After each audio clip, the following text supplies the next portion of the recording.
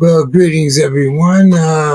We're only less than 2 weeks away before this game starts for real. But welcome everybody to another Wednesday night right here at Sportz Krib. I see we got our guys down there in the queue, so I'll get rid of this commercial stuff real quick. As you can see, with the Sportz Krib, you can subscribe and donate on our channel right here on YouTube.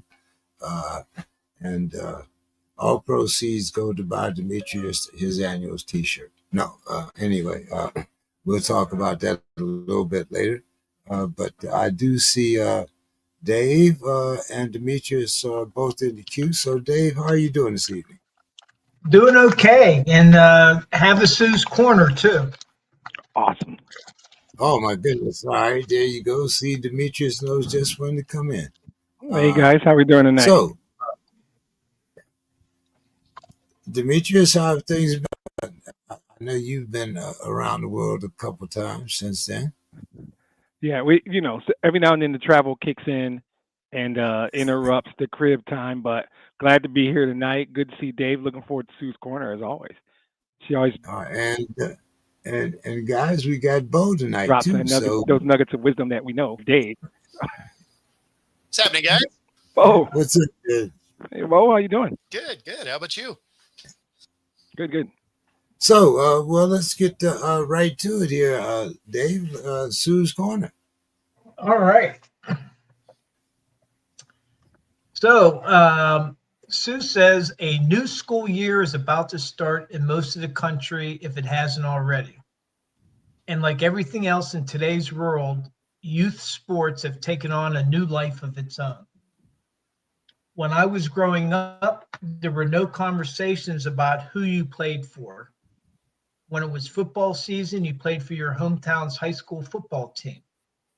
Likewise for basketball and baseball. And you probably played all three sports if you were decent. There were no real decisions. Now in most places in the country, at least where I live now, that has a lot of options, there are a lot of decisions. What team do I play for? Who's my batting coach? What high school? Do I go public? Do I go private? Do I just play one sport or several? It's just everything has turned into a decision around youth sports. Decisions that you maybe didn't have to make until you were tagged as a college athlete back in the old days. So, what are parents, the young kids' agents, basically supposed to do? The general consensus of sports psychologists is when kids are young, like under 12, it's best to expose your kids to as many different sports and activities as humanly possible for as long as possible. But once they become teenagers and the stakes become a little higher, if you have any talent at all, then it becomes trickier and you probably need to limit those choices. It's a tricky walk for parents today. The stakes seem much higher than when we were kids, although there were still decisions to be made. You had athletes like Joe Namath, who was an excellent three-sport athlete and thought to become a professional baseball player and had offers from the pros.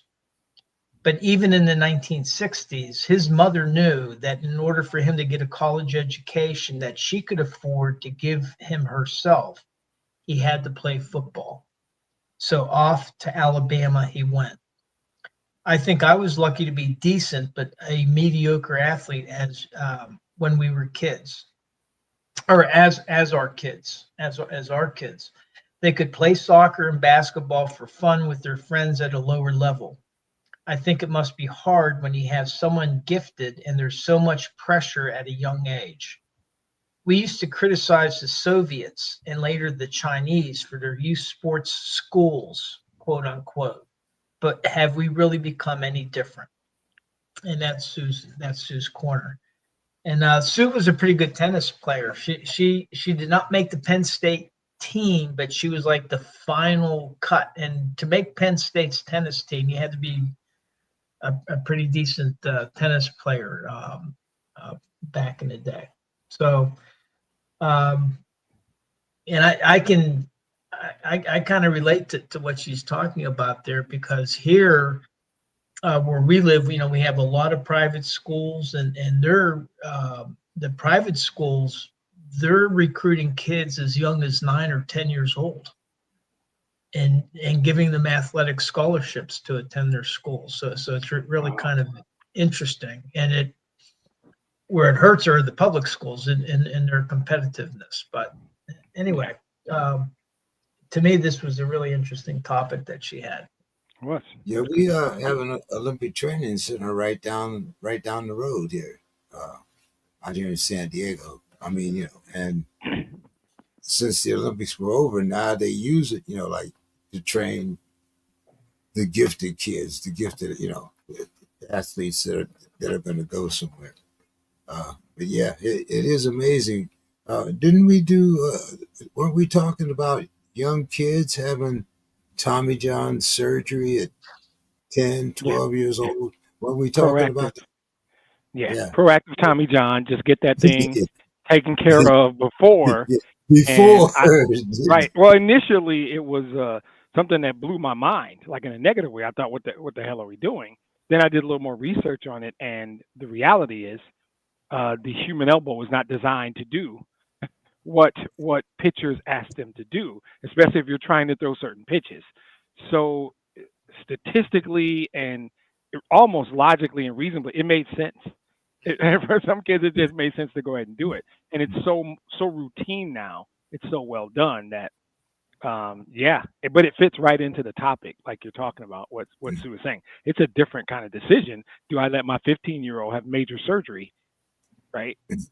Proactively before there's a problem, So that's weird. But both 3 years ago, weren't we talking about abandoning tackle football? I mean, I wasn't. Both was like, I don't know what you're talking about. There wasn't me, right? I walked right off this show. Like, what are we talking about right now? No, I mean, especially when they were really talking about like concussions and stuff. Yeah, obviously there was a big drop in kids signing up and stuff like that. Obviously, that wasn't from the kids' end; that was from parents and whatever. So, I mean, but I do like some of those elective surgeries if it means it's not going to destroy your joints later. Exactly. Like that. That's not a terrible thing. Like, it's weird when you talk about it, right? But at the same time, when it's like, okay, when it heals, it's better. It's like, okay, well, that would be like on your car fixing a part that routinely breaks, even though it's not broken yet. Exactly. Right? You're just upgrading to a more reliable piece. Like, I'm not mad at that. Right? Did you need to do it? No. Yeah. But did you know it was going to break if you keep doing it, driving it the way you are? Yeah. So it's like, well, okay. It's a good analogy. When I looked at the research, I felt the same way. Yeah. Well, just think if Satchel Paige had Tommy John, right? He's still be pitching. Right. Absolutely. Just imagine if I could have had stem cells in the off season of every year I played. I probably would have had another 5 years of playing. Absolutely. Oh man. Well,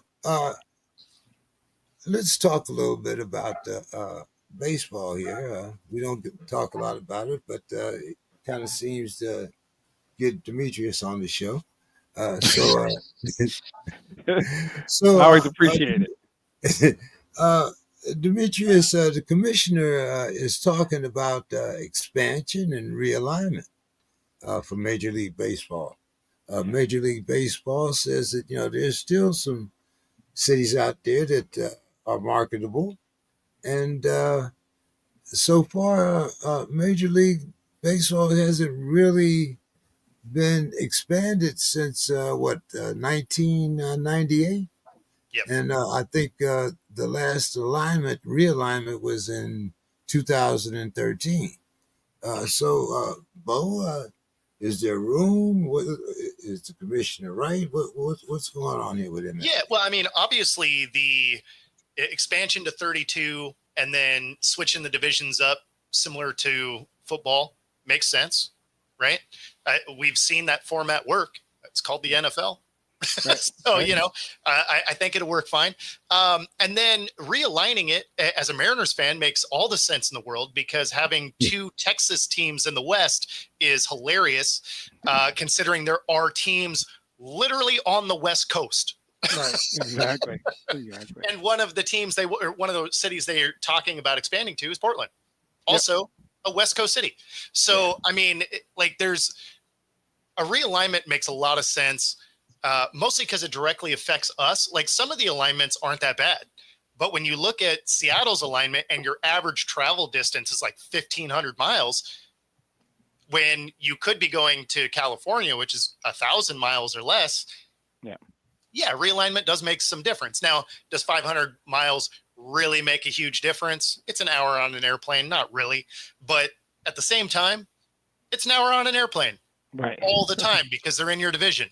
Yeah. So, I mean, it's I actually like it. They seem like they're going to push for the expansion, which is funny because they're also right on the leading edge of a holdout. So that seems like a bizarre time to do that. But, hey, that's the MLB for you. They're going to cook up whatever kind of weird idea possible and then mess it up. Really, them and the NCAA, I feel like they go to the drawing board together. They're like, what is the worst idea we can do today? That's what we're doing. Yeah, exactly. Demetrius, you got on your Black Sox today too? Yeah, of course, but I give up. I've already given up. Like, they stopped, right? They stopped when they started interleague play. You fundamentally made American and National League irrelevant. So who cares? So sure. Bo's point is right, but Bo's other point, which is more funny, is this is so easy. They're gonna find a way to mess it up. This thing is teed up. I'll do it for you guys in 1 minute. You guys can time me. I'm going to do realignment of baseball right now. There's 5 teams in California, plus Seattle and Arizona. That's your Western Division, right? Add another team, and where? Bo already told us. Add them in Portland. We want to stick with traditions. You got a natural Seattle-Portland rivalry. Now, the Dodgers, the Angels, and the Padres can do whatever the hell they want and create a whole new deal. And you still got the Giants and whatever we're calling the A's these days. Even if they move to Vegas or stay in Sacramento, whatever. That's your 8-team West. Right in the middle of the country, you got 2 teams in Chicago, 2 teams in Missouri, 2 teams in Texas. Give them the Colorado Rockies and Salt Lake City. Bam. There you go. You got natural rivalries. Kansas City, St. Louis, Texas, Houston, Chicago, Salt Lake, and Colorado. Bam. Less travel. Northeast does itself. 2 teams in New York, 2 teams in Pennsylvania, 2 teams in D.C. Give them Toronto and Boston. You still got Yankees, Red Sox. You got Phillies, Pirates. You got Washington and Baltimore, Yankees, Mets, whatever. It does itself, right? Toronto can do anything with anybody. The only struggle is this swath north to south down the middle where you go from Minnesota to Milwaukee, Detroit, Cleveland, Cincinnati, Atlanta, and the 2 teams in Florida.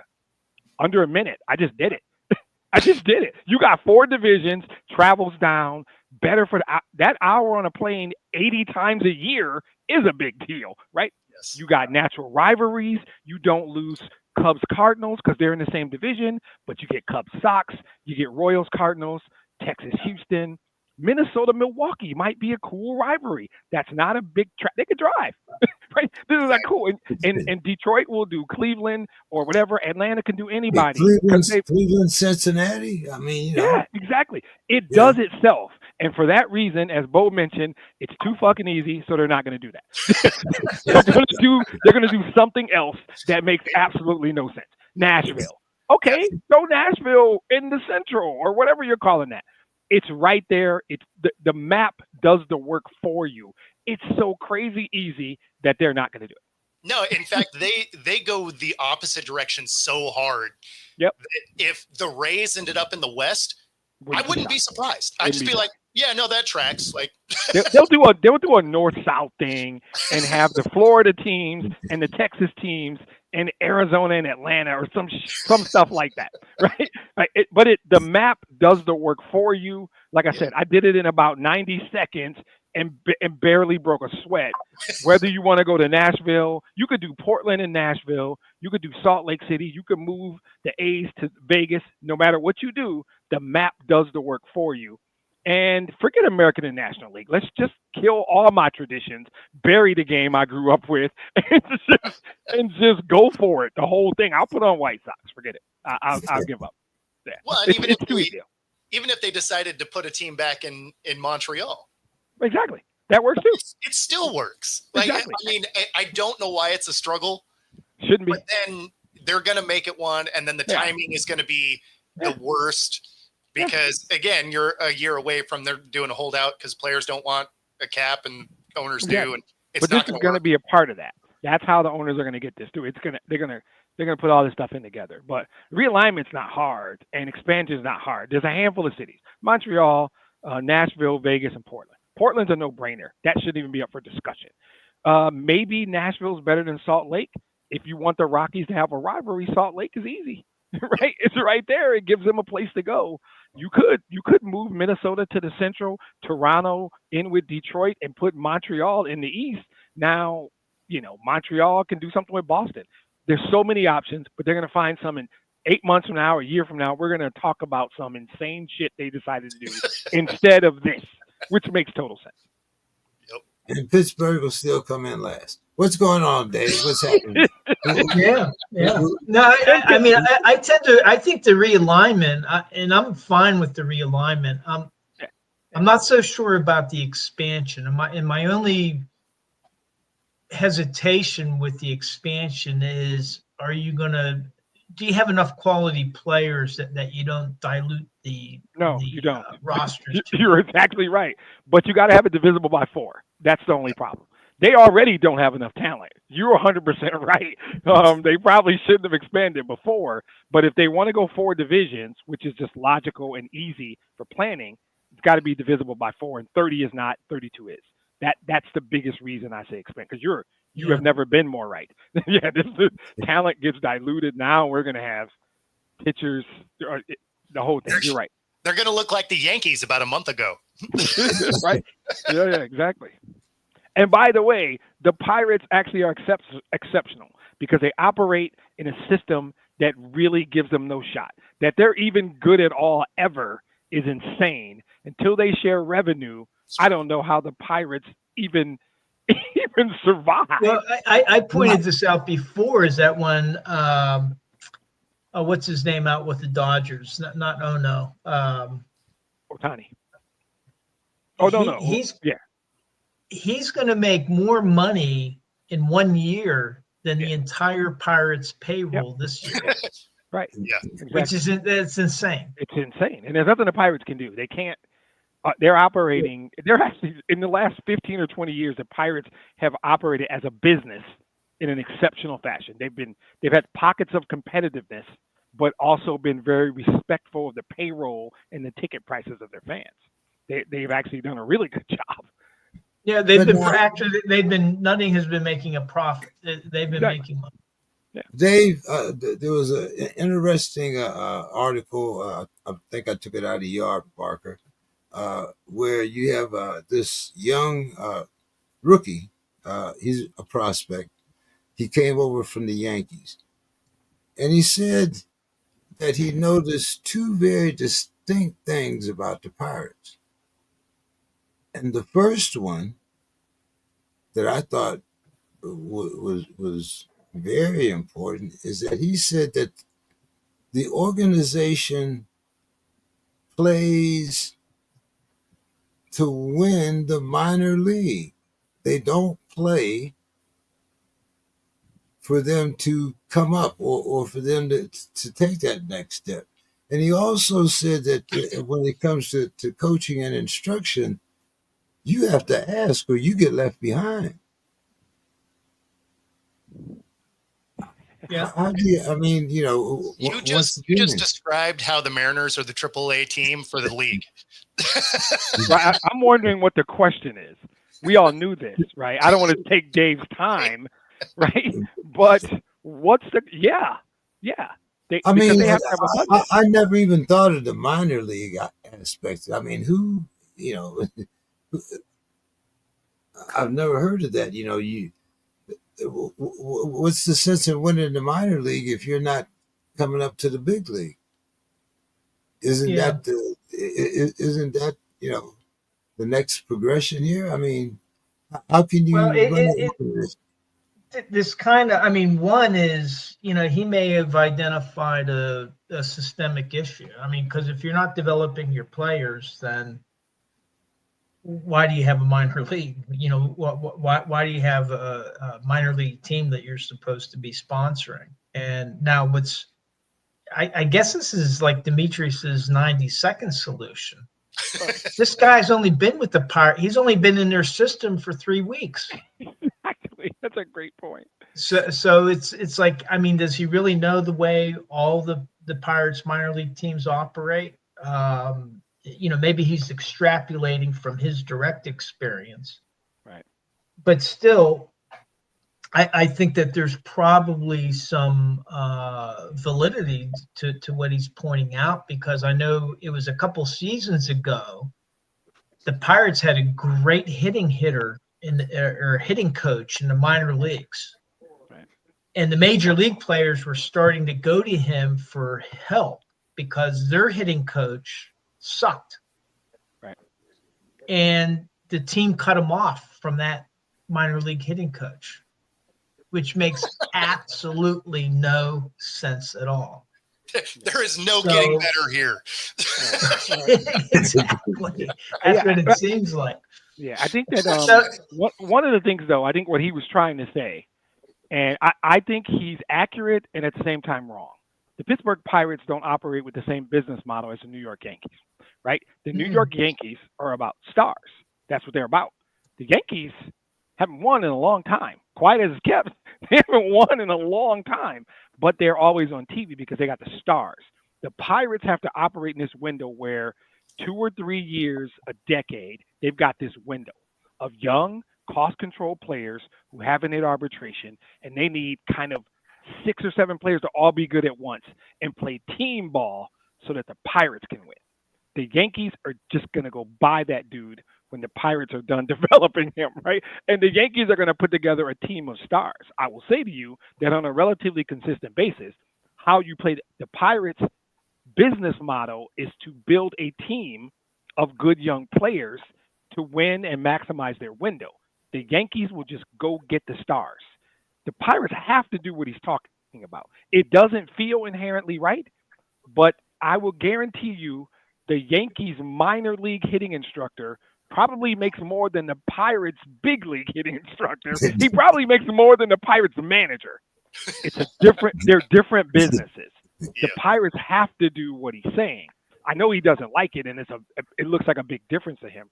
The Pirates can't do what the Yankees do. Hell, the Tigers, the Mariners, they can't do what the Yankees do. It's just not fair to compare 25 of the teams to these 6 teams that do things in a whole different way. Well, to your point, Demetrius, on opening day in Pittsburgh, a fan had a Paul Skeens jersey on, but it was pinstripes.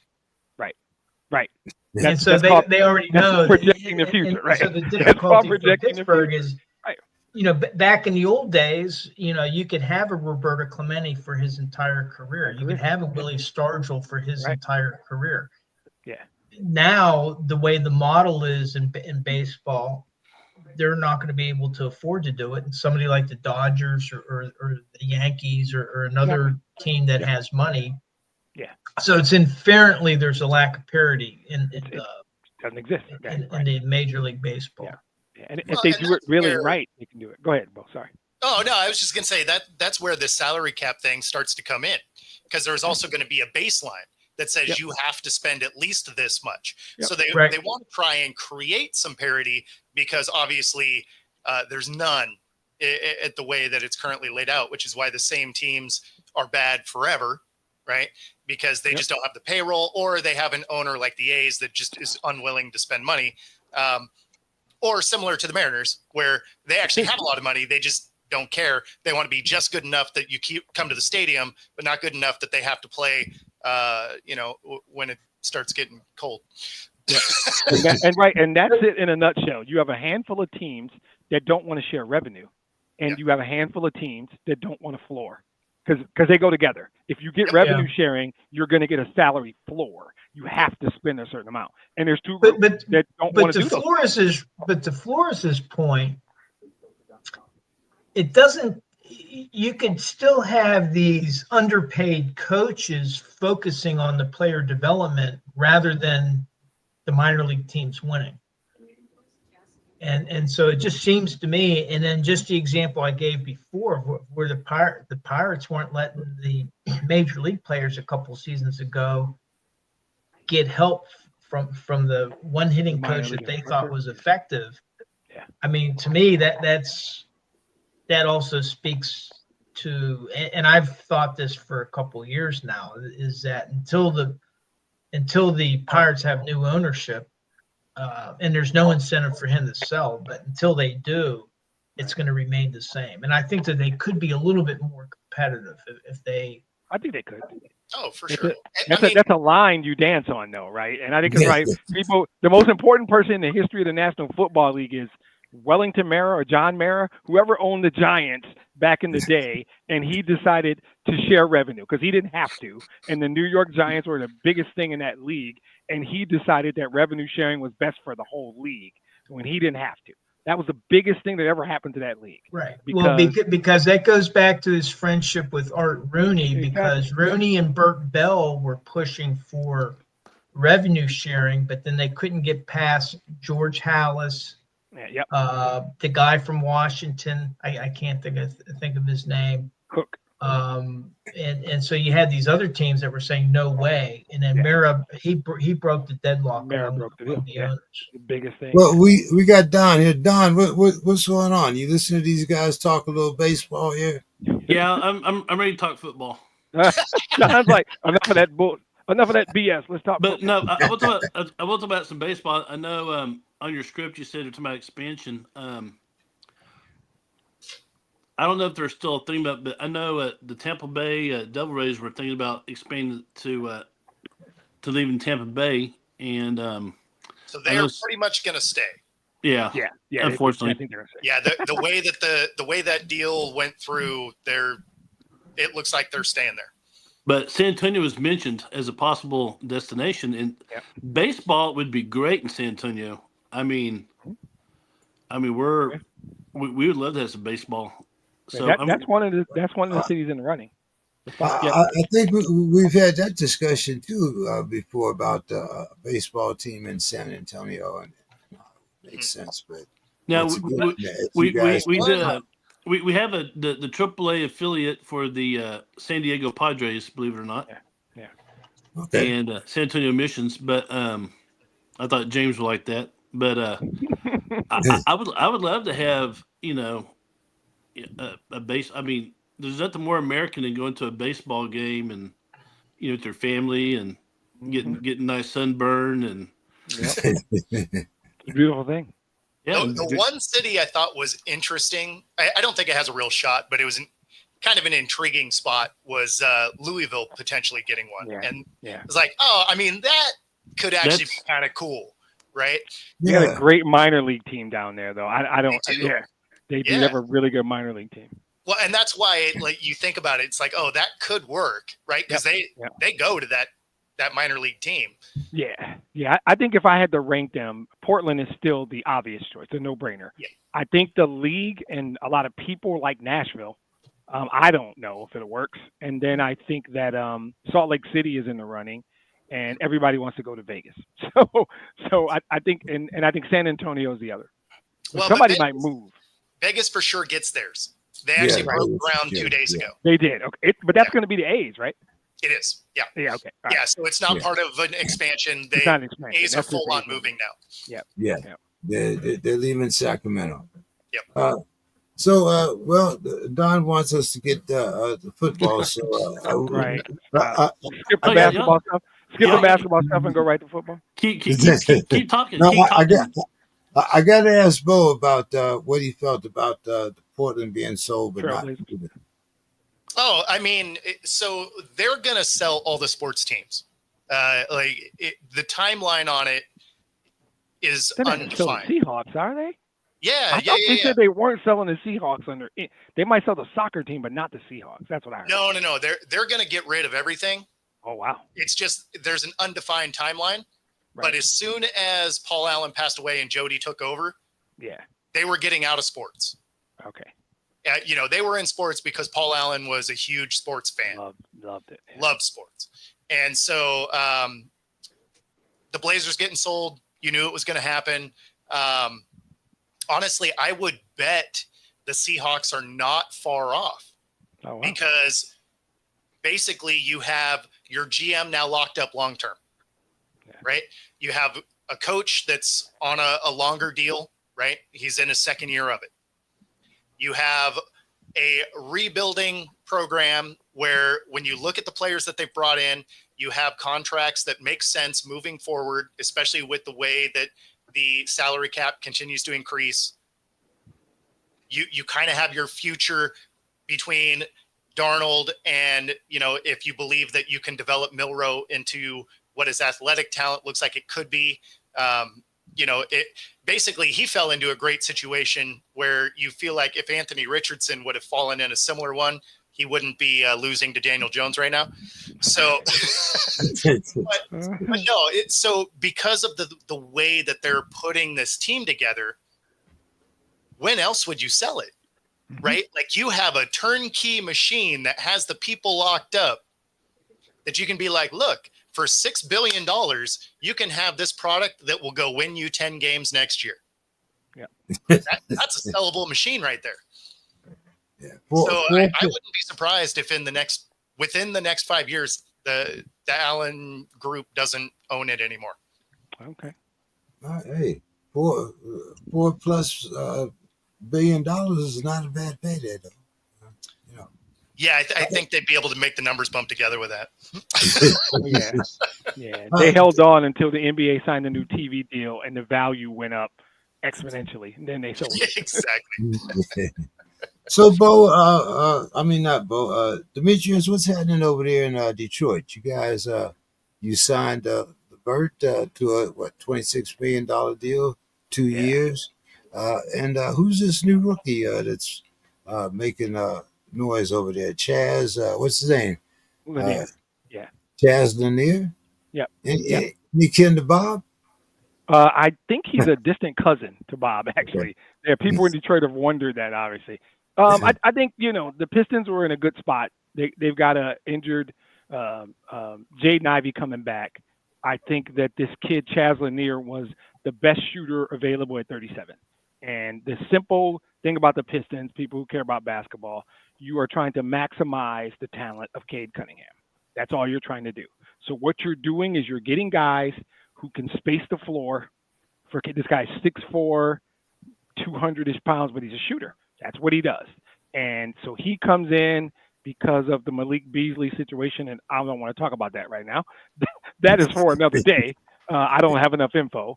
Karis LeVert comes in to replace Tim Hardaway Jr. You're kind of putting together what you lost, you bring back. He's another guy, spaces the floor. He used to play with J.B. Bickerstaff in Cleveland, so he understands that kid's game. But Lanier is good on the dribble handoff. He's a 40-ish% three-point shooter, and he understands floor spacing. That's his job. That's what you get in the second round at 37. And everything you do as a Detroit Pistons is, how do we make Cade Cunningham better? How do we make Cade Cunningham one of the 10 best players in the league? Because he has all the potential to be that. So that guy, as well as Karis LeVert, those are pieces in a system that J.B. Bickerstaff has put together to bring out the best in Cade Cunningham. That's the Pistons story in a nutshell. Okay. All right. Makes sense to me. Don, every time I asked you earlier, Arch is coming back. Arch is not going anywhere. Oh, I love this. Arch says, that's what Grandpa says. I ain't said, Say it. It's too early, but we all know what you mean. Well, let me explain something. So the Manning family has always had this thing that they want you to start 2 years in college before you go anywhere. Okay. And I think that still holds true. I think my gut feeling tells me Arch will stay. Is it your gut or your hook'em? What No, what is that? My gut tells me he'll stay 2 years. Be a starter for 2 years, and then move on. Because that's the way Eli did it. That's the way Peyton did it. That's the way Archie, the original Archie Manning did. But here's the what thing. if he wins a national championship? Hey, he was a Heisman, and they win a Natty, and he's the number 1 overall pick. What are we talking about? He's taking $40 million and going to the league. That's some granddaddy shit, is what that is. So granddaddies be out here saying shit. That's what they do. That's the rub right there. So, that's a lot of money. I mean, and if he has the kind of season that people are expecting to have, I mean, he might sign the record first round first pick contract ever. Who knows? But I want him to stay at Texas, of course. But if you were to end up somewhere for a contender in the NFL, I'd like that. I mean, I said my granddaddy took a lot of hits. Yeah, he said he be hobbling around, bobbling about. He's sit hobbling down and around. get out of mouth. All right, that's some granddaddy. Like this might increase the chances for the Steelers because they're in the quarterback market. True, but there's really not any ties between Mike Tomlin, any direct ties between Mike Tomlin and the Mannings. Other than Tony Dungy did, their connection is through Tony Dungy. But I think the bigger thing is New Orleans is probably going to be having a high draft pick. And do you really think that the Steelers are going to deteriorate that much, Dave, that we'll be competing for number 1? No. Well, I mean, that's why they're stockpiling all these draft picks. Right now. Oh, you're saying trade up. Okay. They could have up to 12 draft picks. And so depending on where these quarterbacks fall. I'm going to need all 12 of those if you want to come up and get Arch Manning, by the way. The thing that's funny, though, is we got to see this guy actually play. Like, right. We're talking about, he could be the best thing. And like, could maybe he take a couple snaps? Like, I know we saw him play some not great teams last year, but could we see him play for a season before we're like, he's going to be the best to ever do it? That ain't fun, Bo. That ain't fun at all. Yeah. I think the reality is that the Manning family they're almost like a family business, like a family corporation. Yep. And probably, there's the legacy with the Saints. So I would see the Saints being up in the market where he might do the Saints like he did the Chargers. No, I mean it's a different relationship. Yeah. The Mannings had no relationship with the Chargers or the ownership. They do have a relationship with the Saints. That's their legacy from. I'm going to give my dark horse pick to the Indianapolis Colts. I think this Daniel Jones thing is. All right. Well, there's a connection here too with the exactly. Peyton Manning was with the Colts all those years. Yeah. Well, it should be very interesting because like I said, if Texas should happen to win a national championship, I think all bets are off. But if he's in New York posing, sorry, Don. Sorry. I'm sorry, bro. No, here's the thing. Here's the thing. What if Texas loses the national championship and he finishes second in the Heisman? He'll come back. Yeah. I think he still ends up the number 1 pick. Right, exactly. He's still going 1. Yeah. I think the name carries him over the top there. Exactly. Bo, you know anything about this BYU kid? We don't have Bill today. No, Bill gives his last name, his neighbor's name, and he knows his dog's middle name. Yeah. Are you talking about that Bear kid? Yeah. You think Bear? Yeah. I heard a little bit about him. Him and his brother transferred over from Stanford, but BYU had a couple of guys coming back, so it was an interesting thing. But he ultimately won the job because they said he used to play linebacker and running back, and he's got this attitude. And I think they're going to let him wear the number 47 or something weird like that. It was, yeah. Yeah. So I heard a little bit about he plays quarterback like a linebacker was the statement I heard about him. So yeah, he beat out 2 incumbent guys that were already there. So it should be interesting. I think Bachmeier is his last name, right? Bear Bachmeier. That's his name. Yeah. I mean, it should be interesting because I would have thought before that just the all the pub that BYU used to get, because that used to be quarterback U, right?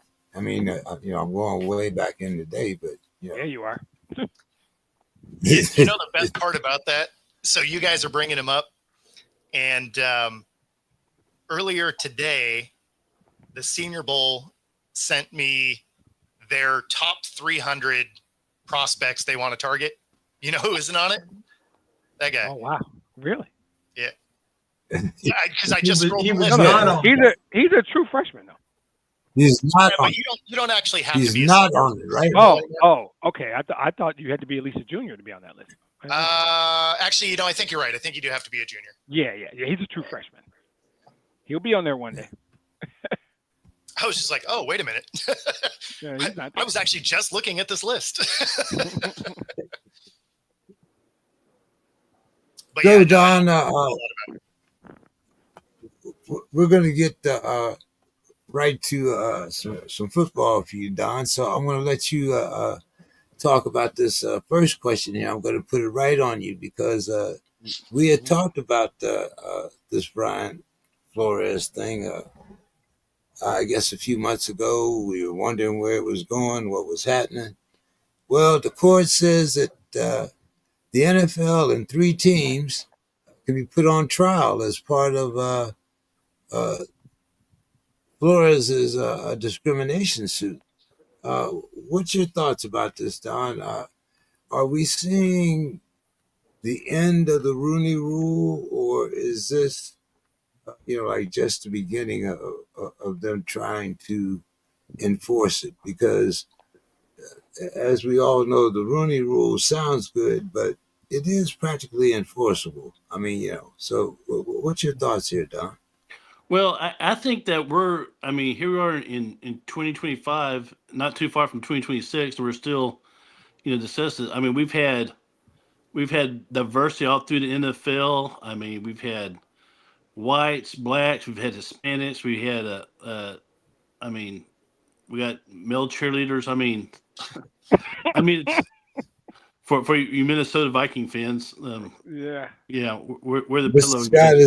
Mr. Scott, I think, looked at the script and decided not to come no, tonight. thank you. He said I'll pass. He said I'm going to pass on this. No, but, No part of that. But go ahead, Don. I don't. To me, in the NFL, to me, it's always been about, especially in recent years, it's been more about, merit. I mean, the best man gets the job, and I don't know enough about Brian Flores. Is he related to Tom Flores? Is it? He's not. No. He's not. He's not. No. Well, that's his mistake. He should claim kinship to Tom Flores. So that was a coaching mother right there. So Yeah. I think he's Dominican. Isn't he from the Dominican Republic? I think it's his parents might be. I think he's. I don't mean to jump in, Don, but I got it. I think this is a little bit off, right? This is not necessarily about that piece. This legal ruling is about the NFL's arbitration process. That's what it really is. What the NFL told Brian Flores was, yeah, you can't sue us. You got to go before an arbitrator. And guess what his name is? The arbitrator's name is Raj, right? Exactly. Roger, right? And so what Flores like, wait a minute. I am filing suit against 3 teams, and the arbitrator is Roger Goodell? That doesn't make any sense. So what the court said was, yeah, that's kind of bullshit, guys. You can't. Goodell can't be the arbitrator.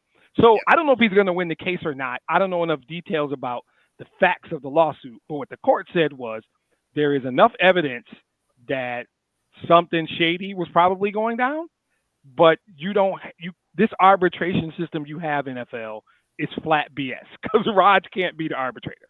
So Yeah, so but the one he can point, sue. Demetrius, 1 point, 31 of 32 teams voted for that process. Yes. One team voted against it. You know what team voted against it? I'm going to guess the Steelers just for shits and giggles. Correct. Charlie Batch was the players rep, right. James Harrison, Ryan Clark. Yep. This was from the 2011 CBA, and that's exactly why they voted against it. The other 31 teams voted for it, the players. And I think that was idiotic and short-sighted. But that happens sometimes when you're negotiating a collectively bargained agreement, and it might be why D. Smith lost his job, if you ask me. Your leader says, let's give this thing up to get this other thing. And that was the most atrocious thing to put in that contract, that Roger Goodell gets to be the arbitrator. That's insane. And that's what the judge basically said was, this is ridiculous. This is nonsense, right? And so something's going to proceed, and whatever happens, happens. This was really more about the court saying, yeah, you can't have an arbitration process where Roger Goodell's the arbitrator. That's ridiculous. The funny thing is even though this isn't the same thing, they're going to end the same way. And that is, this gets to move forward by the courts. Gruden's deal gets to move forward with the courts. Right. And all that means is the NFL is going to grab a chunk from the money they print downstairs and give it to both of them so that they shut up, because they don't want either one of those cases to actually have discovery hit the public. So they're going to be like, hey, you know what? We appreciate that you guys leaned on us. You got a court to say, okay, how about we just give you this bag of cash and you go away. So we never have to tell anybody what actually happened. Exactly. Here's a foot thick NDA. Exactly. And that's exactly what's going to happen. Both dead on. Yeah. No, we were never going to find out anything, and they're both going to get quiet settlements, or they have a name for those. We call it hush money. I think there's another legal term for it. Sealed agreement. So, a guy that a lot of us are familiar with because of his name in football, and that's Mr. Tuberville. Senator Tuberville. Well, let me get finished. What's up here? Should we just turn over the script to anyway? No, I'm just saying he's a senator. Well, I was getting to that, you know. Okay. But he wasn't a senator when he was Coach Tuberville. Correct. And I think that's where most of us know, you know, where he gets this hard-hitting style. And, you know, to me, he's kind of like a throwback between Bear Bryant and, I don't know. Yeah. Bear Bryant, you know. But anyway, Senator Tuberville, we might also bring up the fact that he was also infamous because he was the one senator that voted against military promotions. But now he has another bone to pick. Senator Tuberville does not like male cheerleaders. He says that if the Minnesota Vikings were down south, what time is it? That shit wouldn't fly. It wouldn't. It wouldn't. Don, you got the floor. It's yours, brother. It's yours, buddy. I mean, if you try that in Dallas, you know, sit that guy out in Dallas dressed like that, dancing like that with the Dallas cheerleaders, the beer bottles would be flying, and people's feelings would be hurt. But don't pull that shit in Texas. I mean, don't. Do not do that. Well, let's go somewhere where it's more liberal. What about you, Bo? I mean, we've had male cheerleaders for like 5 years. Yeah. Baltimore's had them. Yep. This isn't new. That's why it's so funny to me. This is not a new thing. I think, and I don't. Tuberville can say what Tuberville, he's only been there 2 years now. It's not like he's only been there 2 years. It means he doesn't watch a lot of football because, like, it's literally been around the league for a while now. Yep. I just think he went old man and a little too far. He's probably right. Southern teams may or may not do this. I don't know. His idea that the Vikings or any other team doing this are trying to take masculinity out of the game, that's insanity. That's crazy old man shit. You're never going to take the masculinity out of football. I have been to a lot of football games. The cheerleader isn't going to stop me from watching the game. I've never seen a cheerleader suit up. Right. I don't care how many male cheerleaders the Lions get. It is not going to stop me from watching the games.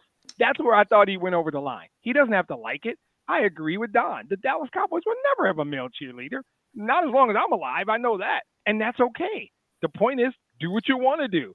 What I know is that the gender of a cheerleader isn't going to stop any of the 5 dudes on my screen from watching football, right? I know it won't stop us from watching football. So I think it's hilarious that he thinks this is a new thing and he thinks that the Vikings are trying to take masculinity out of the game.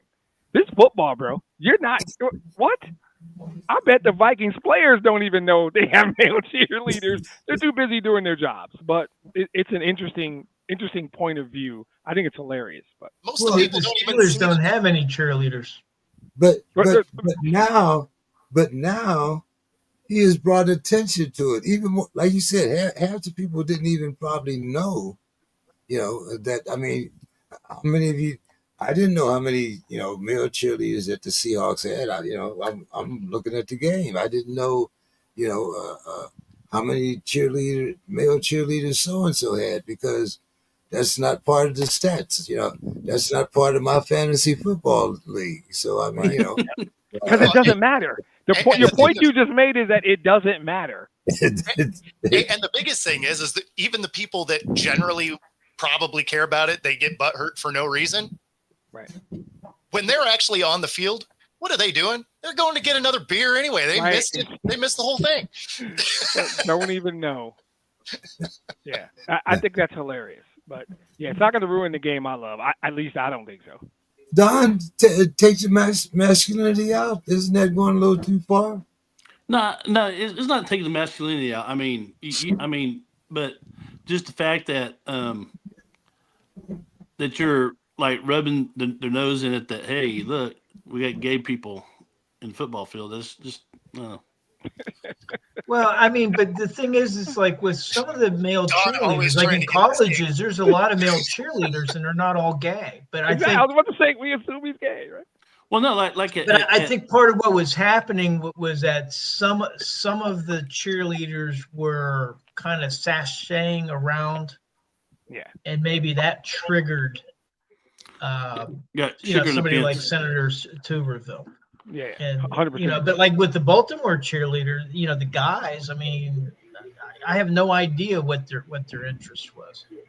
And oh, look who's just in time. Perfect. Mr. Scott, run. Your ears must be burning, Mr. Scott. We heard you were trying out for the cheer team. I can't believe we had a double decker with Demetrius and Bo. So this can be devoured all at one. But yeah, I just heard the last part of your cheerleader thing.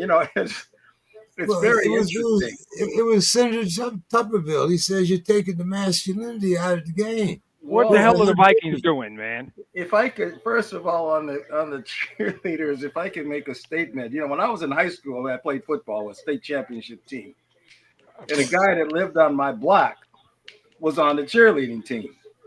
He cheerleaded, and he played sports with us. He did, but then he was on the cheerleader, and he was basically, to me, looking up under the girls' dresses. That's basically what he was doing. He was, okay. But when I see some of the things with these, male cheerleaders, it's like they're trying to act feminine. And see, that's the part that just really, you're not that visual just doesn't compute to me. And so, I mean, that's all I can say about that. Wow. Don, you navigated that well, bro. You did a great job. You did a great job. He's trying not to get hate mail, is what that is. Right?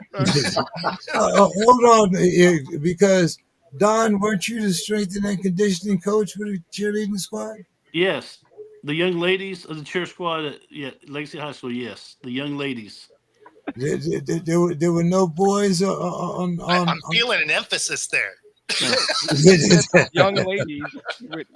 Now, we are the actual cheer coach. has tried to recruit boys, but not to wear skirts or anything, but to when they build the pyramids. I mean, and dude wasn't wearing a skirt. He was wearing shorts. The Minnesota was ones out were there. wearing long pants even. He was sandshading like Scott was saying, on the field with his Bud Light in one hand and like I don't know another. Well, I don't know he had another hand, but Pom Pom and Bud Light, I guess. But Okay. I think you're telling on yourself. You've walked like that when you've been smashed on some Bud Lights. I got you. I had Bud Light once in college, just once. Wasn't for me. Oh, Man. oh. All right, guys. Let's talk some real football. So, Bo, I'm going to start with you here. We kicked on Don enough. So, Bo, Daniel Jones has been named the coach starting quarterback. Mm-hmm. So, I mean, Richardson, I mean, what does that do to Richardson's future? And, that tight end that they picked, number one, he seems to be doing his job. Looks like he's going to make it. But Daniel Jones, well, I mean, So, I mean, here's is the it thing. just me? Is when it starts like that, Bo, here's the thing. Here's the thing. And it really starts when Anthony Richardson got drafted. Is he was so severely overdrafted. Like almost everybody I know had him as like a 3rd round pick. And then he throws an 80-yard bomb in a pro day. And all of a sudden he's picked 4th overall to go to a situation where they're not going to try and develop a quarterback. And the thing that's funny is they draft him 4th overall based on a pro day and just ignore the fact that he hasn't taken a ton of snaps. And the ones that he took weren't that great, right? Like, where is he inaccurate?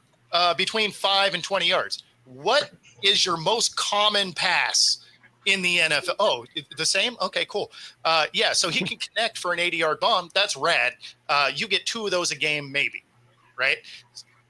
I feel like outside of those 2 plays, there's still like 58 minutes to play. So right. it just that wasn't really going to be a great scenario.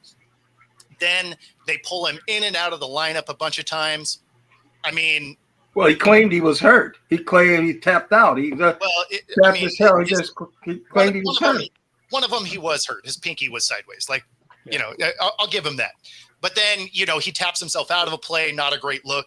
But they actually benched him a couple of times, and that he wasn't injured. They just, they shut him down, and that's never been a confidence booster in any quarterback you've ever seen. Right? If they get drafted, they throw them in and they bench them. That's not generally a great scenario for him. So then you bring Daniel Jones. He's a little more consistent. Also a little bit better decision-making because he has 4 times the amount of reps that Anthony Richardson has. And that's why when we were, a little earlier in the show, what Richardson really needed is the exact situation that Jalen Milroe has here in Seattle, where he has a veteran that's going to start. He has a veteran backup that is going to be on, the depth chart ahead of him. So he gets to come here to Seattle and actually develop, right? And that is something that Anthony Richardson desperately needed. He's not going to get it there. Now his agent has come out earlier today and said that, because Richardson came out and said all the things he's supposed to say. But his agent comes out and says, we have a trust issue because in camp, he had a good camp. He addressed all the things they told him to address. And then they still said, you're not our guy. So moving forward, that's why he's like, we got a trust issue. That's going to be a real conversation moving forward. And so I think the Colts have mishandled it in just about every possible way. But at the same time, I'm here for it. but the Daniel Jones thing is very interesting because last year he sat on the bench for the Vikings and they paid him a lot of money. They had him there and they were really planning to maybe have him start in case McCarthy. I mean, that was really their kind of insurance type deal. But he says, well, no, they're not going to start me here. So then he took the deal to get out, and he's a smart guy. He ends up with a starting position. Yeah. He ends up being a starting quarterback now, where he could have just sat on the bench here. But he got paid to sit on the bench. He got paid good money. Yep. Sit on the bench here. So yeah. I would like to have him still be here, tell you the truth. But you know. I mean, the thing is he's not the answer there, right? Like he's going to be serviceable. He's going to be fine, but he's not the answer. And so, I mean, what's the upside to him being there? They're still third in their division. Cool, okay. I guess. To me, this is Ballard and Steichen acknowledging in a way they don't think it's obvious and as embarrassing that they fucked up in exactly the way you said they did. They saw him throw an 80-yard bomb, and then they took him 4. At some point, they have had to, in a room, just the two of them say, this guy's not the answer. They would like to save their jobs. To me, I think this is these guys saying, hey, Daniel, win us 8 or 9 games, have us in a wild card race, we might get to keep our jobs. This is them telling the world in a nice, kind way, Anthony, he's been in the league 2 years. You have not developed him well. We know what Daniel Jones is. We got 6 years of tape on Daniel Jones. We know what Daniel Jones is. For them to say, this is the guy we think can win us the most games, it's not even a statement about Daniel Jones. It's a statement about Anthony Richardson. It's a statement about the choice they made when they took him forward. That's all this is. This is them waving the white flag and hoping they can keep their jobs if Daniel Jones can win them 8 games. Yep. Hoping they can keep their job. I think you hit it right on the head. Let's see. We don't. Bo, I wanted to ask you this because you have played the position, at least on the defense before. And, you know, I mean, as a corner, that's a lot of wear and tear on the legs. Then you go to wide receiver, and you possibly have to block. You also have to be able to get off the line. Bo, do you think that this game is made for Travis Hunter to play both ways? I think there's going to be packages. Like his rookie year, they're probably going to try and like burn the legs off the kid. But after that, they're going to realize that your body only has so many snaps. And they took this kid, high. So they want him to live through his rookie deal. So I'm guessing the thing that's funny is they're really leaning on him to be a receiver, which is surprising for a team that really needed defense. And so I think there's going to be packages for him. I can't imagine they're going to try and make him play 145 snaps a game. Like, it just doesn't make a lot of sense. So, yeah, I think he's going to be, they basically said he's going to be a receiver on this team. In fact, they got rid of one of their receivers to almost ensure they had to do it. So I think there's basically going to be packages for him on defense. I can't imagine he's going to be an every down defensive player. Mr. Scott, what do you think? Well, yeah, I'd have to agree with that. I mean, this two-way thing now is just not – it's really, to me, it's not doable. I mean, all the things you have to learn the defense, to learn all the coverages and all of that, and then to switch over to offense, and the patterns and the – yeah, I think they should make him a one position person. And I don't know what that thing is, though. What is that? I mean, he has demonstrated so much ability at both sides of the ball. So, I mean, when you really look at it, like Randy Moss, if they did a Hail Mary thing at the end of the game, Moss would be back there. They would put Moss back there. I mean, so those kind of things, I think he can be almost, not so much a gadget guy, but.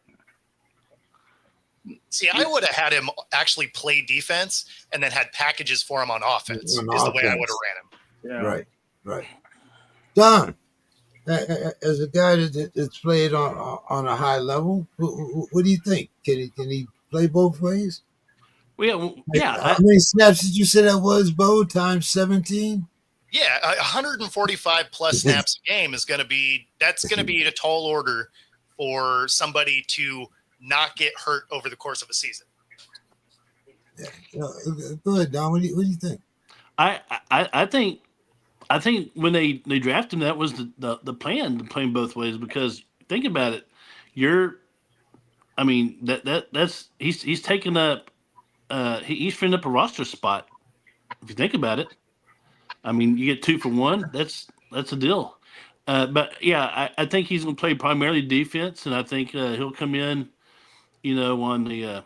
They go to a 3 or 4 wide receiver set. I think he'll come in and he'll get some yards, and he'll play probably a return man, in the special teams. But I think that's why he got drafted. So you play both ways. I don't think he's going to start both ways, but I think he's going to play both ways.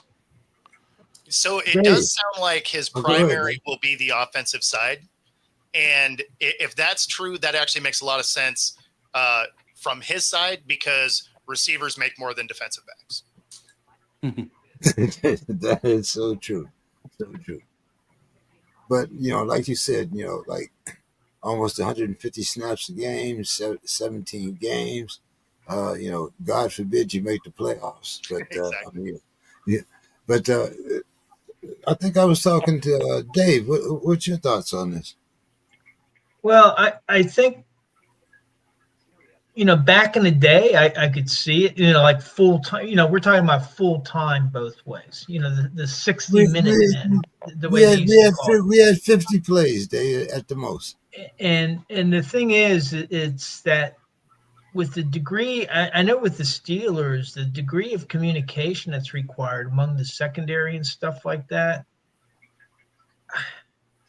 I don't see him playing 100% of the snaps both ways. And one against Jacksonville, or against Pittsburgh in the first preseason game, to me, he wasn't very impressive. Of course, that was his very first game. So that's just, a small sample size. So I'm not prepared to critique it, but I tend to think that he would be better off focusing on the defense and kind of like what Bo described, have some packages where he comes in. But to try to play both full time, it's like, okay, in the team meetings, okay, which position group do you go to?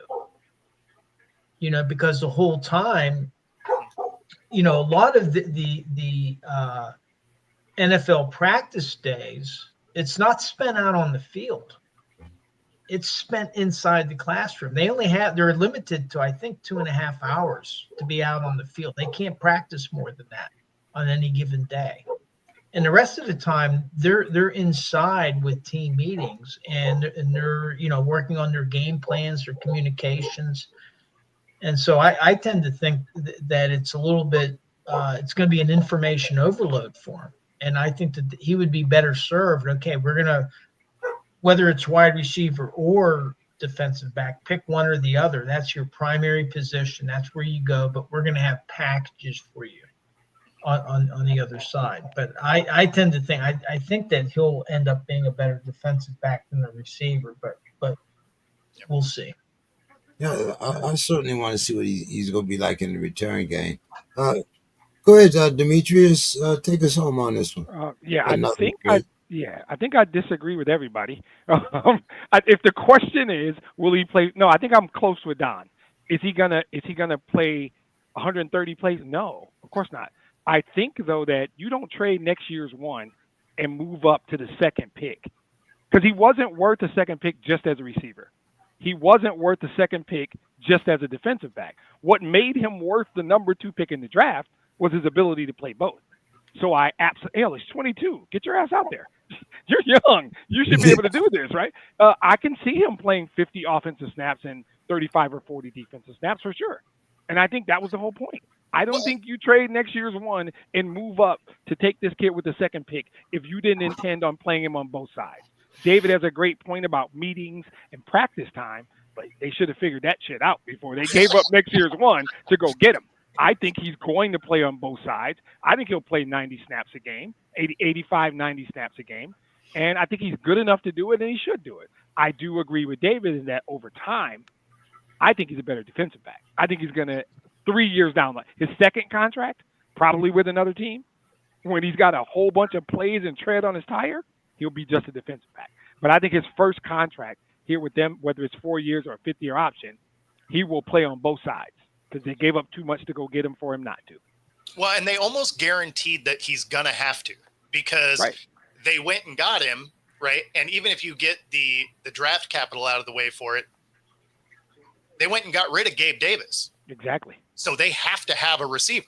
So, I mean, they basically forced their own hand to play him on the offense, but he's a better defensive back. He's a better defensive back. And so he's absolutely going to play both ways. Yeah. Not the whole game. There'll be. You guys keep talking about packages. That's the best point. There'll be packages, but he plays 90 snaps a game in my opinion. He'll play nickel, like you said. He'll do some return. Special teams work. So he's going to be kind of like a Dion. He's going to be kind of like a Dion. They said Dion was a defensive back, even though I never saw him really tackle anybody and play hard-nosed football. He never tackled. But then. You don't have to tackle it. If your man ain't catching the ball, you don't have to tackle. Right. PBU, baby. PBU. Okay. Yeah. Don't pay me to tackle. Okay. I mean, that's just okay. As the great Denny Green said, the great thing about America is everybody can have an opinion, and what's so great if you don't have to listen to it. So, but that's. Yep. My coach told me if the guy don't catch the ball, you did your job. Now, if you hit him and didn't see him, running down the field, there's something wrong. Then you'll be sitting there beside me. But that's a different story. They don't I'm talking about strictly hitting with Dion. With strictly hitting as a defensive player, I saw many illusional moves that. No, he wasn't no Jack Tatum or George Atkinson. No. Like the only problem with that adage of if they don't catch it, you did your job, is it just completely forgets about the fact that sometimes a running back bounces out your side. Right. You got to make a play. Yeah, and that running back is Derrick Henry or Saquon Barkley. Yeah. Make a business decision, man. Well, if it's Derrick Henry, you just make him trip over you because, he's a monster. Don, what's up happening down there in Dallas? Dallas, Jerry's made it clear that, this is his team, but Mike has kind of made it clear that, he might not want to play for Jerry. What's going on? We've been talking about this for the whole preseason here. When is the deadline? A couple of weeks? I'm not sure about the deadline, but I know I feel a lot less confident about Micah being on the team this year than I did this time last month. I figured I thought it was just a ploy to sit out and that's what Demetrius said. But it's not turning out that way for some reason. If you're wanting to play football this year for a certain team, you're signed and delivered and ready to go. But that's you not want the case. Some encouraging news? You want some encouraging news about your guy? Give me some encouraging news. So, a friend of mine who's a writer for Green Bay said they offered the Cowboys 2 firsts, 2 seconds, and a 5th, and they turned him down. What was that? Two firsts? 2 firsts, 2 seconds, and a 5th. Woo! Is the proposed give for the Cowboys, and they said no. So I would feel encouraged if I was a Cowboys fan that Micah Parsons is going to be on your team this year, because that's about as big a haul as you possibly going to get. And Jerry pays people. Well, he's going to have to pay him, but if you're not taking that trade, you're obviously not trying to trade him. That's amazing. Well, I'm glad they didn't say. I don't want him in the division. I don't want to see nothing to do with him. That's fair. But yeah, if that's not a steep enough price, there's not a price. Right. Yeah. I would definitely agree. Any thoughts on that, Don? Dave? No, I mean Jerry Jones is going to do what Jerry Jones is going to do. I tend to think that he'll probably end up signing him. I was unaware of that trade offer that was turned down. So that sounds like That is not a public release. Yeah. well, I mean that makes it sound as if they're negotiating and you know, maybe if it goes into the regular season, we'll have to see if Parsons, if they have not signed him yet, will he sit out any games? Do they still have that deal when you're no longer allowed to negotiate after the season starts? Is that still a thing? I remember it used to be where if you had. That's what I was wondering. And Yeah, I mean the Steelers have a policy of not doing it's it. a team but by I team think thing. you can negotiate whenever you want. Yeah. Okay, as I I know. was going to say because like a lot of teams. I thought it was a enjoy cutoff. that, so I thought it was a league-wide thing.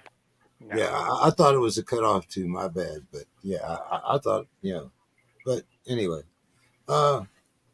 Scott, you want to give us an update on your guys?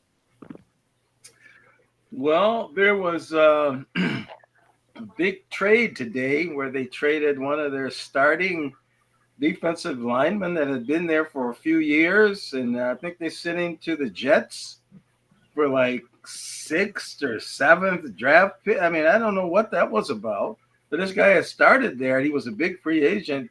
What was his name? Harrison? Oh. But he had been a starter and captain. I mean, you just thought he was ingrained in the defense, and now they just shipped him off. So, I mean, they must believe that they have a loaded defensive line, that Flores is really manipulating this for championships. I mean, I'm not going to go full-blown Demetrius on it, but, I mean, they think that they're – apparently when you start trading starters like that in a camp like this. How Harrison Phillips gets traded and I catch a stray. I ain't said nothing. I didn't trade Harrison Phillips. I didn't trade Harrison Phillips.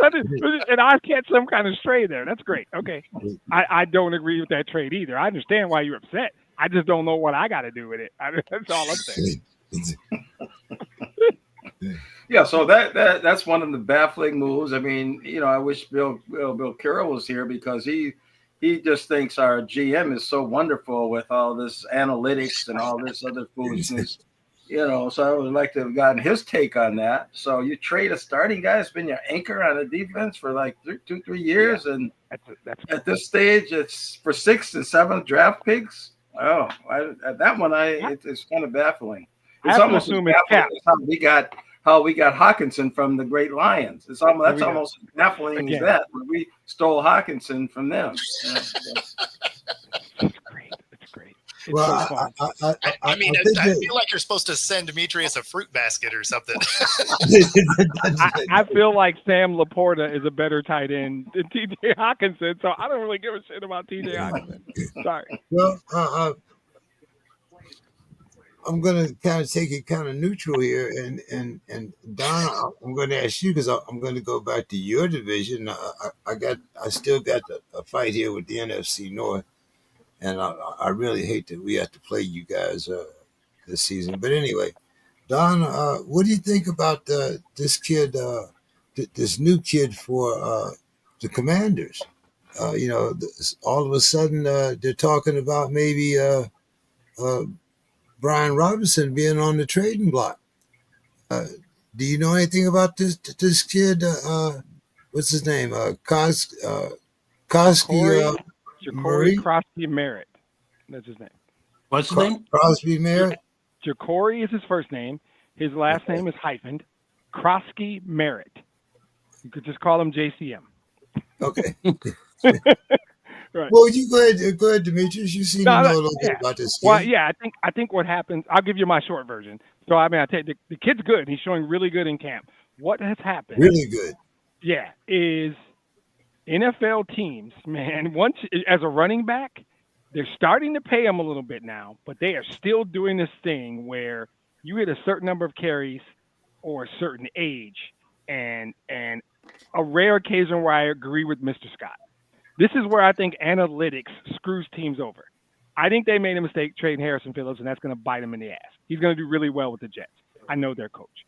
this running back is Brian Robinson Jr. is 26, has some mileage on him, but they're projecting and they see this kid in camp who is balling. JCM is playing really well, and they're saying, why are we going to deal with Brian Robinson Jr. contractually? Because that's what this is always about, is money. At some point, Brian Robinson deserves to get paid. And they said, we can let's see what we can get. And that's all they've done now is let's see what somebody might offer us for Brian Robinson. And if we get something we like, this kid has performed well enough in camp that we have confidence in him, and he's a rookie. He's got no tread on the tire. He's under a rookie contract, a cheap rookie contract. For them, we should at least see what we can get for Brian Robinson Jr. I don't disagree with the concept. I disagree with the whole concept. I see why they're doing it, though. But Brian Robinson catches balls out of the backfield. In his years in the league, in 3 seasons, he's got a couple thousand yards, 15, 18, 20 touchdowns. He's produced. He's produced. But the league still is really touchy / analytical / overreactive around running backs and touches. They've got this number in their head that after X number of touches, the productivity of an NFL running back drops. As a stats guy, they're not wrong. They're not necessarily wrong. I just think they're jumping the gun on this case because they like this kid in camp. They're jumping the gun. Bo. Wait, Don might have something.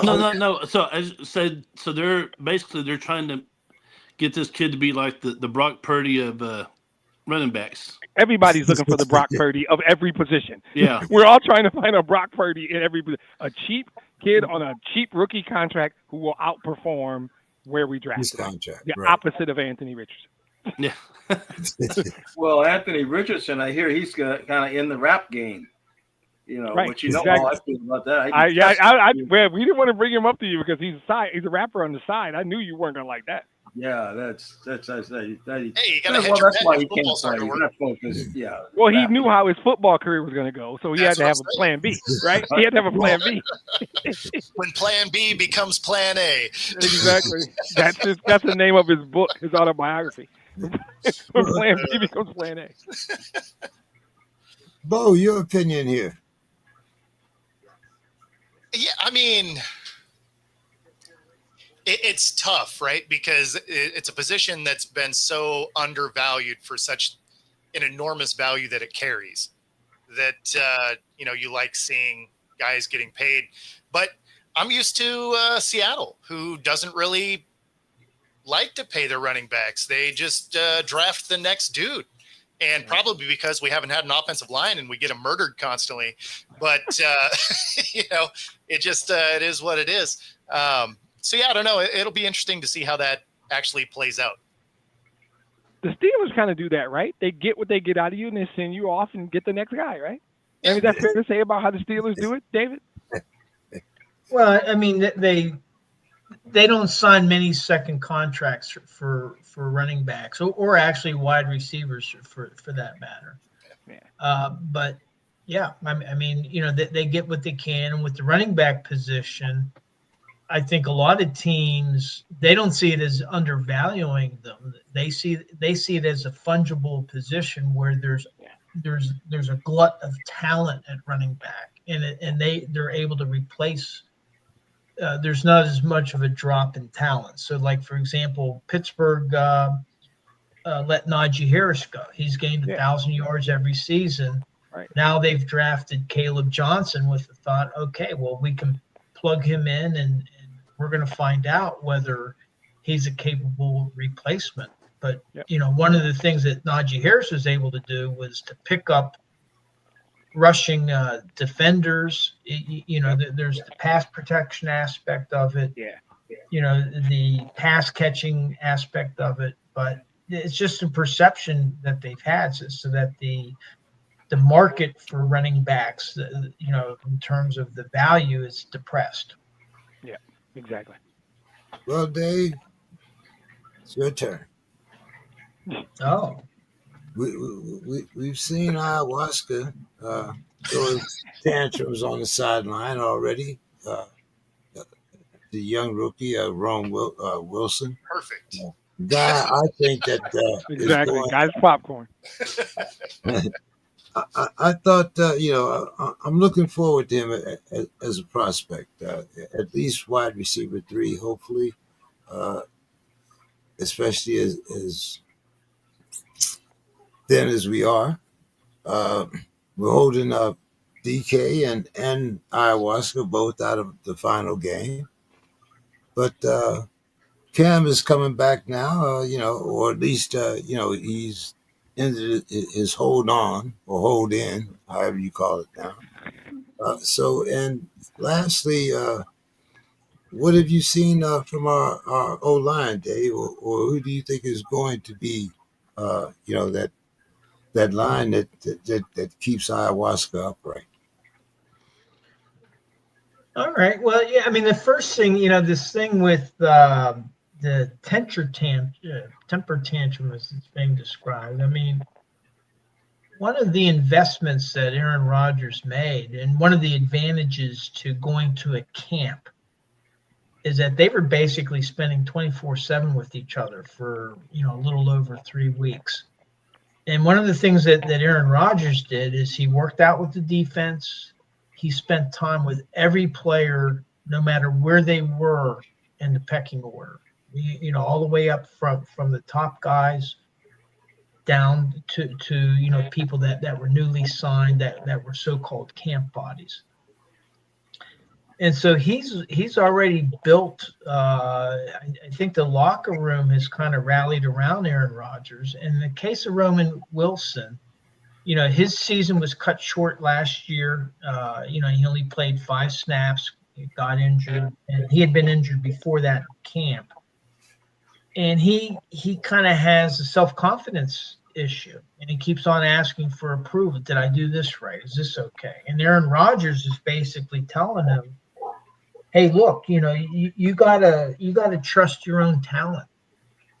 You don't need to be asking me whether what you did right. Believe in yourself. And I think that you could see it as a temper tantrum, or you could see it as Aaron Rodgers is kind of setting a standard. I expect this out of you. You're a good wide receiver, and you got to believe in yourself, and I'm going to help develop you. And in that second game, I mean, Russell Wilson had a nice 42-yard catch, I think it's from Mason Rudolph. So I think, to me, it's a positive thing. Also, Aaron Rodgers kind of chastised the offensive line because it might have been in a joint practice. I think it was Skylar Thompson, third-string quarterback, got knocked to the ground, and the offensive lineman didn't immediately go to pick him up, help him up and to kind of be around him. And Aaron Rodgers got on top of those offensive linemen. Now, that's not the starting offensive line. These are the backups, because Skylar Thompson's the number 3 quarterback. But what it shows is that Aaron Rodgers is involved with that team, with that roster. And so to me, it's what I've seen is a positive thing. With Hayward's holdout, or hold in, he did practice, was involved in team practices for the first time in a while, but the negotiations are continuing. And I think, what it's about is he signed through 2026. He signed a contract last year, and he signed through the 2026 season. He's the 22nd lineman in terms of how much he's being paid. He sees he's at the end of his career. He's got to try to get some money. He's trying to squeeze some new money out of the Steelers, because this is it. And so he's going to do what he can, but at the same time, he's balancing his responsibility as a team captain. He didn't miss any practices. He was talking. You could see him at camp talking to Mike Tomlin, talking to other players. So it's not as if he was isolating himself from the team. Now, the thing is where the Steelers' policy is going to be challenged is if they don't come to an agreement by the time the regular season starts. And I'm pretty sure that NFL teams can negotiate with both rookies that aren't signed, as well as veterans that are under contract during the regular season. The reason you don't see it that much is because of the salary cap, and they got other things to be focused on, like winning football games. And so the Steelers, I think Hines Ward might have been the last one. It's been a while since they've negotiated, had a contract signed after the regular season has started. And so I think that both of them want to make it happen. Hayward wants to retire as Steeler. The Steelers want him to retire as a Steeler, and it's just a matter can they agree on the amount of money. And I don't think it's going to hurt the locker room at all, because Cam is very well respected. Mike Tomlin was asked directly about the situation, and Mike Tomlin's answer is that, well, you'll have to talk to Cam, because Mike Tomlin doesn't have anything to do with the negotiations. That's Omar Khan's job. And so the Steelers have a good way of separating out different people's jobs. So, hey, we got a couple more weeks before September 7th rolls around, and I'm hoping that he's signed by then. As far as the offensive line, Isaac Seumalo was dressed at practice. The other 4 starting linemen have all been playing in the preseason games. Isaac Seumalo has not, but a lot of Steelers starters haven't.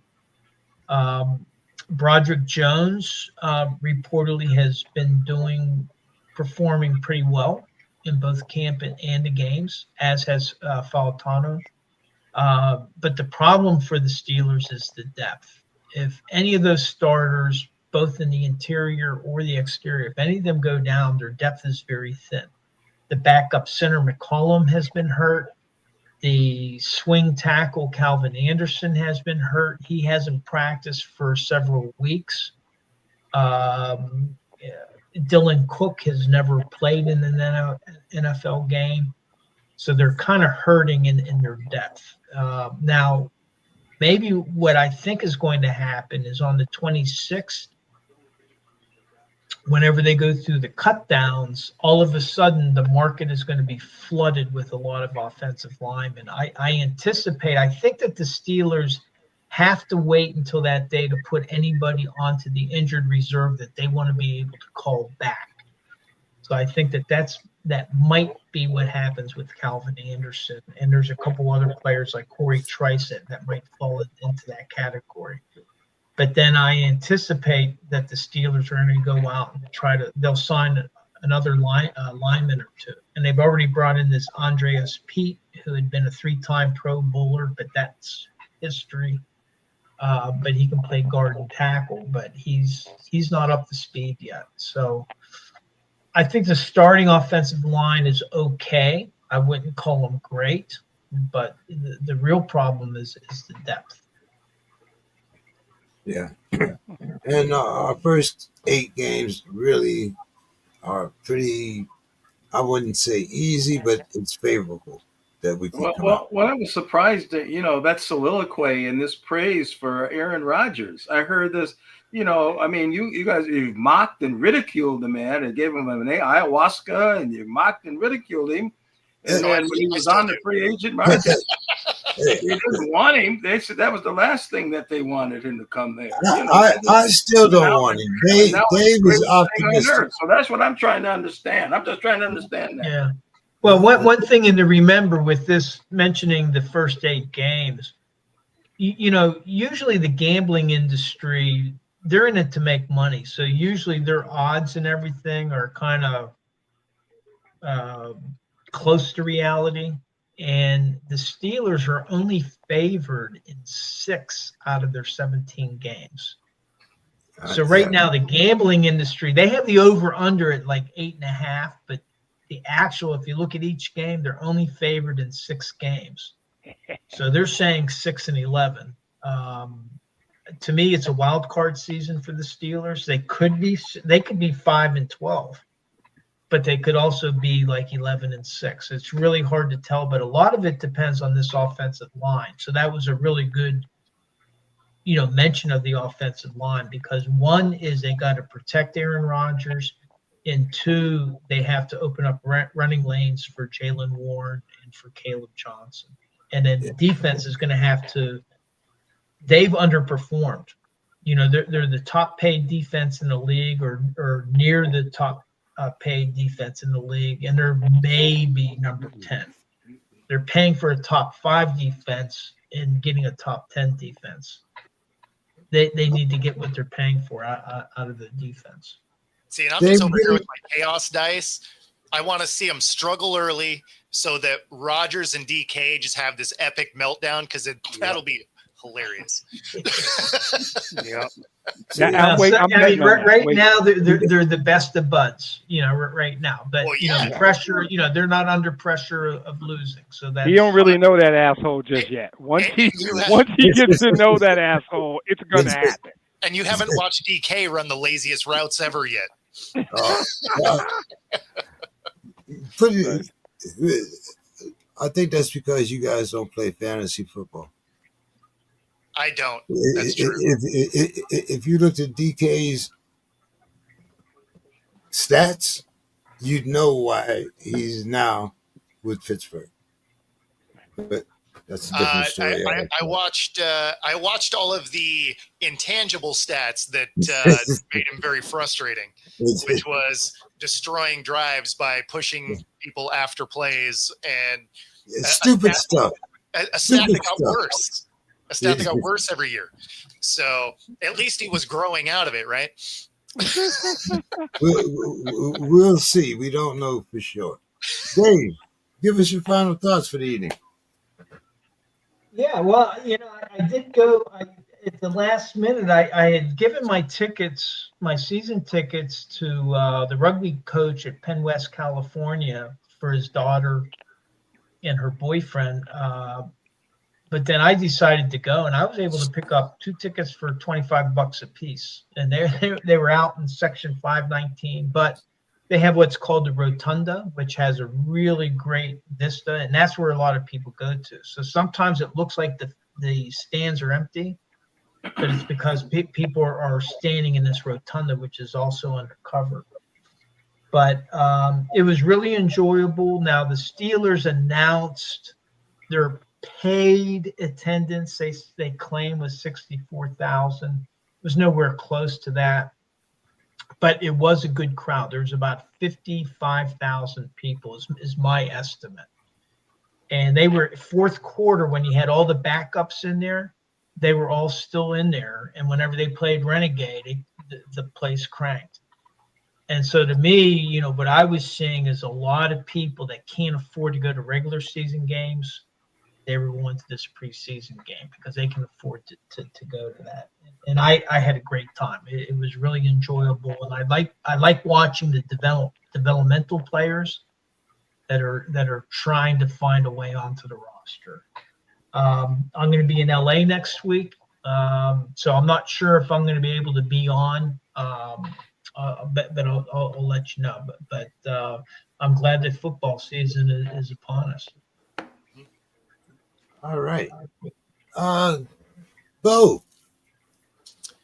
Yeah, so we had a pretty cool thing over the weekend. Sue Bird becomes the first WNBA player to get a statue outside of a stadium.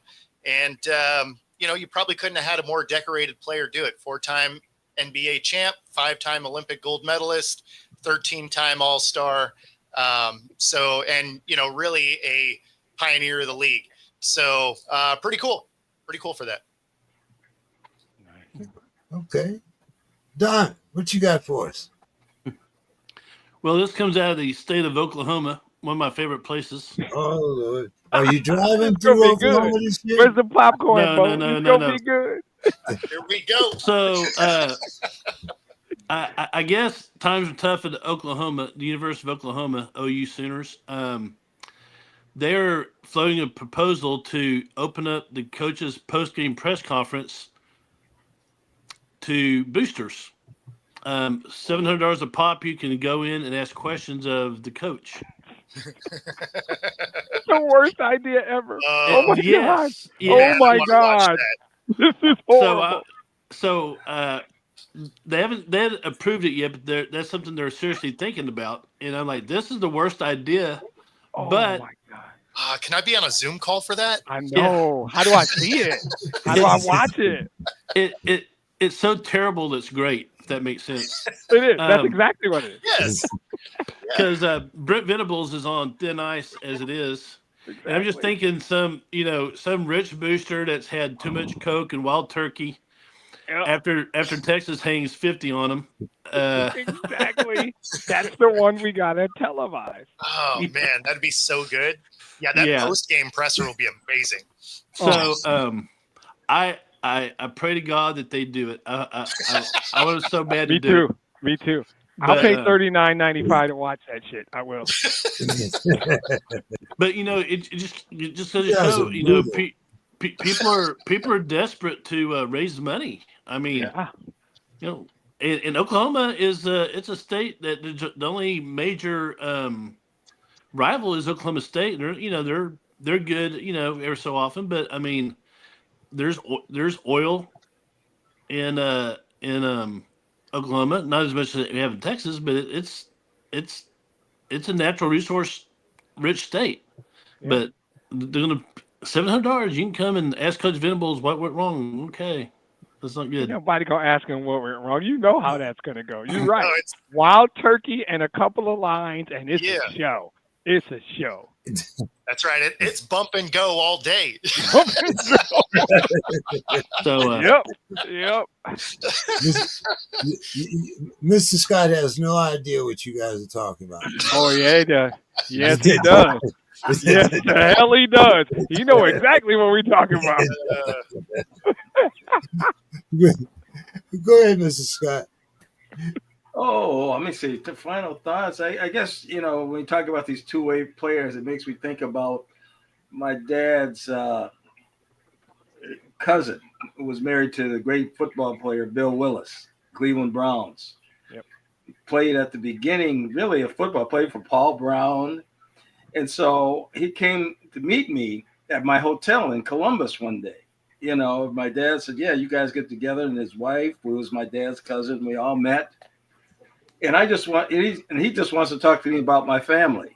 I'm like, wait a minute, we're boring. You play you're All-American. I'd like to know what's the best ball player you ever played with. And so he might have been just retired before Jim Brown, but he was always involved in the team. He always had a job with the Cleveland Browns the rest of his life. And he just, without any hesitation, he said, the best ball player I have. Now, you got to realize these guys played both ways back then, too. Yeah. Bill Willis played both ways, offense and defense. But he said, hands down, the best player ever I ever seen was Marion Motley. He said, I've never seen anybody like that. And so I looked at some film, this number 76. I mean, he's bigger than everybody, and he's faster than everybody. Yep. I mean, it was really, really, I thought for sure he was going to say Jim Brown. But he said, oh, Marion Motley, he says, there's never been anything like it. And so I watched some of that film. I said, wow, but those guys played both ways. Bill played both ways, offense and defense. Yeah, Marion Motley, former Pittsburgh Steeler. So Bill Willis was a great guard. Played 1 year in 1955. Yeah, and he was a great middle linebacker. He played a middle linebacker and guard. He was great. But see, in high school, he was the Ohio State sprint champion. Yep. Okay. Yeah. And he was a lineman in the pros in college. Yep. So it was tremendous athlete. Fantastic. I don't know. I feel like the story didn't carry as much without his kid's middle name and. I don't know. Bill would have given us his aunt's favorite breakfast cereal and all that. Well, Demetrius, take us home, man. All right, cool. So y'all know I like to celebrate people in my final thoughts. That's kind of my thing. And one of the most forgotten things to me ever, I came across as a kid, high school probably. Then I saw it again about 10 years ago. It's referred to as the greatest 45 minutes in sports history. Don't feel bad if you don't know. They don't talk about it enough. But I'm going to do it Bill Carroll style. I won't tell you guys who it is. I'll just tell you what he did. Right? So 1935 Big Ten track and field championships. And in 45 minutes. This guy competed in 4 events.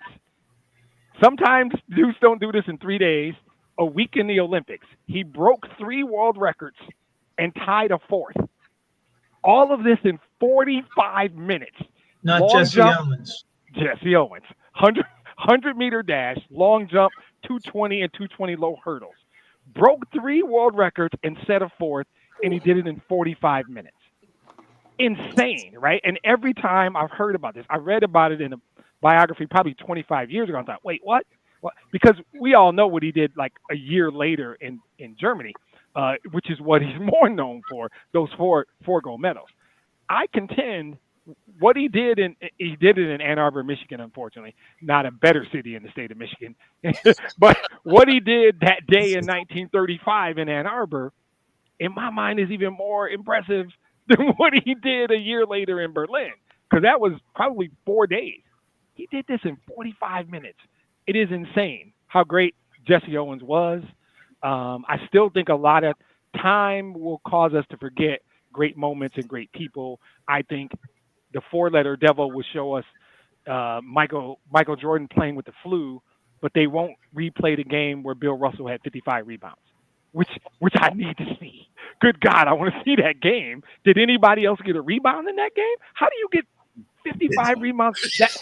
It blows my mind. I want footage of that game, but I just think that people forget like great things. That's why I talked about Satchel Paige a couple of weeks ago. I get rabbit hole when I hear this stuff, and I'm like, there's no way you could even do that in 45 minutes. Think about the logistics of how you pull that off in 45 minutes, and it blows my mind. And that's the kind of shit I always go, oh. Final thoughts on the Sportz Krib. I'm talking about that shit for sure. Demetrius, I wanted to mention something about Jesse Owens, and one of the famous pictures is him on the medal stand in Berlin. Yeah. And then there's a German competitor doing a Sieg Heil salute. Yep. And what a lot of people don't know, they just assume, well, there's a Nazi that Owens beat. Yeah. But that guy, and I'll have to get his name. I'll put it in our comments. Dave, his name is Lutz Long. Yep. Lutz Long. Okay. What he did is he helped Jesse Owens, gave him some tips, exactly. I think, in the long jump to help him win. Absolutely. But they became very friends, and they already knew that things were going south. And this guy, he told Jesse Owens, if anything happens to me, please look after my son. Yep. And he was killed during World War II. And he had to go into the army, the German army. Was killed in the invasion of Krew. Yep. And Jesse Owens, contacted his son, and absolutely. So to me, it's kind of an interesting story because one, Jesse Owens did a great job, fantastic athlete, but he was very human with this guy. And then the other thing is, people make assumptions about pictures because a lot of people just write that guy off as, oh, that's some Nazi that he beat, and there was actually a deeper relationship between those. There's a really good book about everything you just said. Easy to find, but I think that, make no mistake, Jesse Owens was a better human being than he was an athlete, and he might have been the greatest athlete of all time, by the way. So that's you're dead on. Good job, Don. That's exactly what it was. And kind of a related story. Again, dealing with the Nazis, Joe Louis and Max Schmeling. Yep. Yeah. The lying press had this, Max Schmeling is this Nazi and and all that, but his manager was Jewish. His was his best, he and Joe Louis had a great friendship that lasted beyond World War II and rest of their lives. There's a great picture in a museum in Detroit of the two of them. Yeah, I think famous boxing gym in Detroit has a picture of Joe Louis and Max Schmeling together in it. After World War II, Schmeling became the president of Coca-Cola in West Germany, and Joe Louis had fallen some hard economic times, and Max Schmeling said, "Hey, I got you. I'll take care of you." Gave him money and a job. Yep. I love how athletics brings all together. Yeah, exactly. Transcends everything. great job tonight. We celebrated Jesse. Talked about a few other things. Mr. Scott always brings up some very good historical stuff. Mr. Scott, we look forward to talking with you after you get your final cheerleader lineup.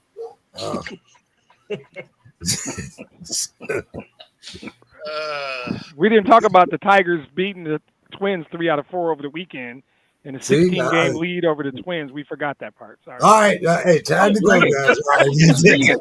I'm a pinata. Just bring it. Sorry. My bad, guys. My bad, guys. Yeah, no, we'll be here another. That's why he was another 45 minutes. Yeah. Hey, have a good night, guys. Good night, guys. Have a great night, everybody. I'll see everybody next week. Have a good one. Except for you, Dave. You say you'll be in LA, right? Right. Yeah. Well, let me know. Are you going up to the airport or what? Yeah, that's where the it's right by a Sheraton hotel. Right across the street is where the classes are going to be.